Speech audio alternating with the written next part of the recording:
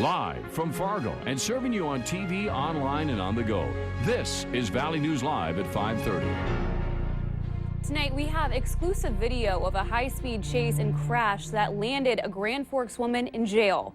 Good evening. Thank you for joining us. 22-year-old Haley Eno faces numerous charges, including reckless endangerment, possession of meth with intent to deliver, fleeing in a motor vehicle, and driving under revocation. Valley News Team's Neil Carlson shows us what all happened. East Grand Forks police were trying to serve a warrant on another woman when Haley Eno jumped in her car and took off toward Grand Forks with a male passenger. The chase was on. Grand Forks police picked up the chase on the North Dakota side of the river.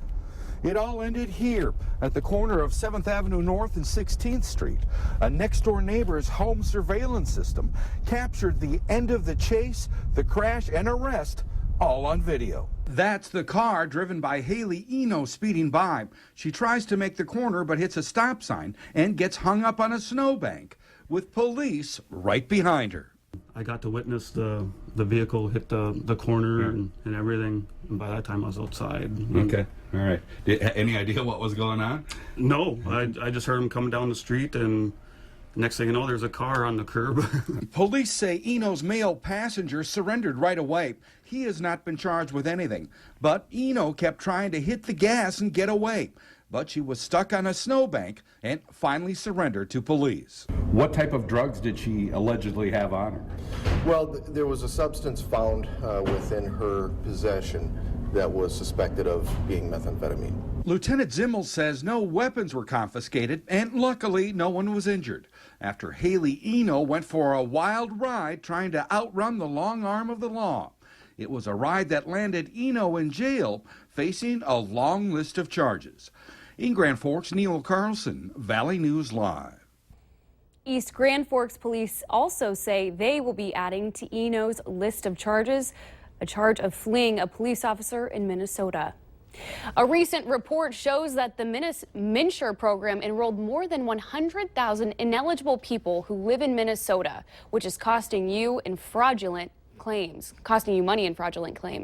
MNsure, or better known as Minnesota's Obamacare exchange, found over 130,000 people who are not eligible for the program they enrolled in. So what does this mean if you're a Minnesota taxpayer? Minnesota may just have overpaid 271 of your hard-earned dollars, million of your hard-earned dollars. Here are just a few of the things from the report Americans for Tax Reform found from that audit. First, the Department of Human Services failed to verify people who enrolled in public health care programs through MNsure, which prompted the department to overpay for health care benefits. Also, a few working in the Human Services Department didn't have proper training, which led to multiple errors. Problems with Social Security numbers, immigration status, or even household income were never resolved through MNsure enrollment, which then slowed down the application status and risked fraud for those enrolled. According to data compiled by FreedomWorks, enrollees in MNsure now face a premium increase of 50%. And Minnesota isn't the only state under fire. Oregon, Hawaii, Nevada, and New Mexico are costing taxpayers over $730 million. A West Fargo dad is accused of pointing a gun at his daughter and threatening to kill her at a West Fargo gas station. 47-year-old Cameron Bacher was arrested on Sunday. Court documents say his daughter called police saying her dad, Bacher, was going to blow her head off. Court documents say Bacher was upset that his daughter told him she is a lesbian. A relative says Bacher was upset about the news due to their religion. Officials note in the court records that they believe the family is Muslim. Coming up on Valley News Live at 6, we'll take a look at how Muslims view homosexuality. It's been a cloudy day after seeing some light snow flurries this morning, but we hear it's supposed to warm up. Let's check in with meteorologist Robert Hahn. Robert? Yeah, it was a chilly day today with some breezy conditions, a few snow flurries and snow showers this morning and even into the afternoon hours in a few locations. That has all ended. Clouds are going to get on out of here, and we do have some warmer weather as we head through the next couple of days. But right now, it's on the chilly side, especially in our eastern counties, 21 in Roseau and Wadena, 22 in Bemidji, 29 here in Fargo, 30 in Oaks and in Jamestown. Winds, these continue to subside, and they'll be rather light as we head through the overnight hours and Even during the day tomorrow, wind chills, cold ones out there on the eastern side of our viewing area. 10 in Roseau, 11 in Bemidji, also 11 in Wadena. Some clouds out there, but we'll see less clouds tomorrow. More sunshine. That's going to help warm us on up. And the snow showers that we did have, those are gone. Can't rule out an isolated flurry in our far eastern counties over the next couple of hours, but better chances well off to the east. Here in Fargo, as we head through the rest of the evening, some partly to mostly cloudy skies, some light winds, temperatures falling slowly through the 20s.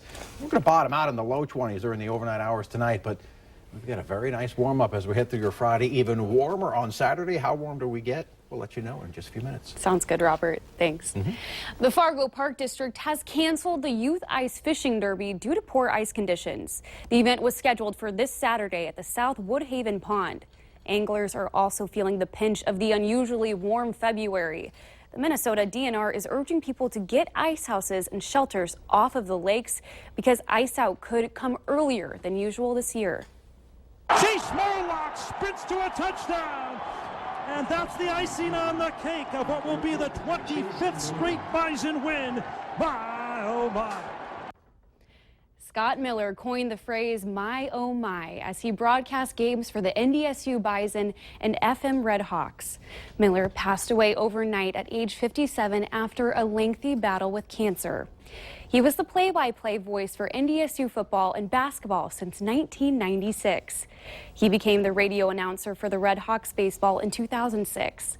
Miller earned the respect of many, including former NDSU player and coach Gus Bradley. One of the all-time greats, not only as a person, but his, loyalty and his passion and what he displayed for the Bison and how he called the games. Tremendous respect and hold him in high regard. In honor of Miller, the Newman Outdoor Field Press Box will be dedicated as the Scott Miller Press Box by the Red Hawks on opening night of the 2016 season.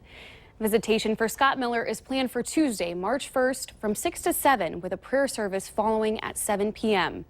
His funeral will be 11 a.m. on Wednesday, March 2nd. A Midwest-based company is bringing some high-tech magic to U.S. Bank Stadium in Minneapolis, Minnesota. They are completing the final touches on the huge screens that will make sure that fans can follow the action. Daktronics recently finished installing the stadium's new LED video boards. Jared Kuhn, installation supervisor with Daktronics, says the company added 100 full-time permanent jobs and 30,000 square feet to its plant in Minnesota, all thanks to the project. Those are now permanent jobs, and that obviously is permanent space in Redwood Falls. So that's just one of many stories that we have. They hope to run some content on the displays by mid to late April. U.S. Bank Stadium is 90% complete and on schedule to be finished by July. For the last 2 months, Valley News Team's Mike Morkin has been on a journey. His goals were very much like others in the Valley: lose weight, get into better shape, and develop a lifestyle to support the first 2 goals. He had some help from Sanford's Wellness Center, but that assistance is coming to an end. It leaves him with the real challenge of sustaining the journey on his own. Look for that story tonight on Valley News Live 10 at 10. I'll also update his weight and share some test results from earlier this week. Grand Forks children had an up-close and personal experience with law enforcement officers today. It was the first annual Cocoa with a Cop and Firefighter Day. Children had a chance to visit with our men and women in blue over a cup of cocoa and cookies. It was also a chance for parents to get a free child ID for their children. Grand Forks police say it's an identification card that parents carry with them. In the event of an emergency, parents would give the card to emergency responders.